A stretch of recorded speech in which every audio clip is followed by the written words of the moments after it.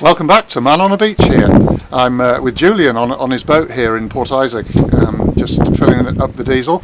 Julian, what does the beach mean to you? Well, it's my livelihood, it's where I work, it's where I spend most of my life.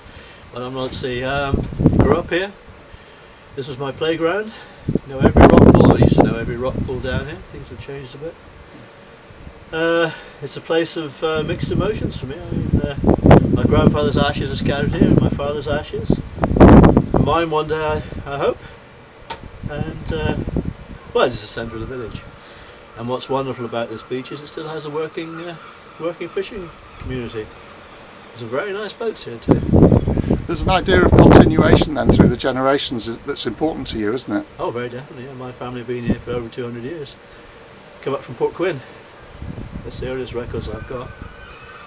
But, I just like when these fishing boats go, the place will change completely, and it'll be a very, very sad day. What are you fishing for out of Port Isaac? Well, fishing mainly for crabs and lobsters. Lobsters mainly, but more so crabs these days because we're extending our season now into the winter, which we never used to. And we're using a different sort of pot which holds the fish in, which means that you can leave them for 2 or 3 days and still go and haul them and find something there, make a day's work. But at the moment we've put the net hauler aboard, so we've been doing a bit of netting.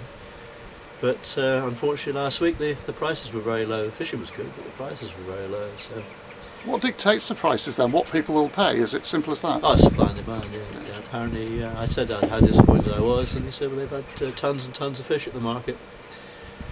So people have bought what they want and probably paid good money at the beginning part of the week. But as the week went on, less and less demand, so they paid less.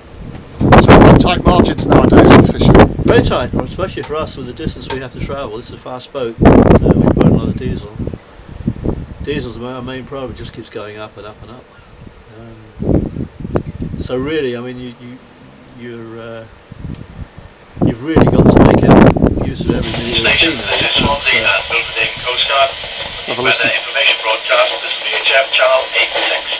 Channel 86. This is that all right? Carry on. Yeah.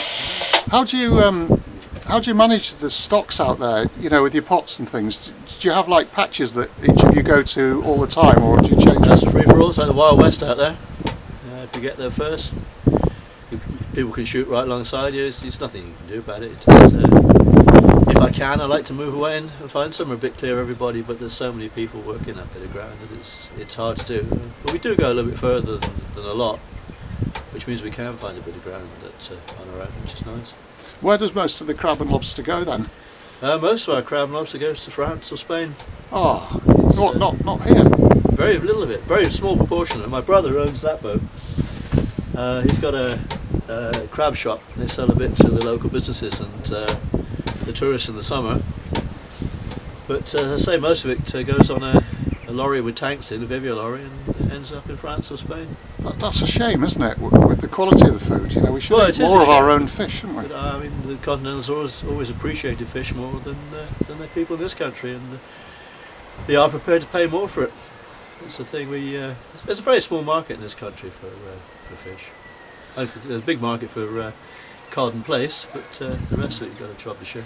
And you would vouch for that product, wouldn't you? And you'd encourage people to have a punt at it and try this shellfish. Yeah. It's surprisingly inexpensive. You go to a restaurant, it's going to be a hell of a price. But if you buy the lobsters themselves, and it's a bit fit. The lobsters are okay. Crabs are a bit fitty to pick the meat out of. It's not that expensive really. Depends where you go, of course. Right, Julian. Thank you very much, and cheerio from Man on the Beach. Okay, no problem.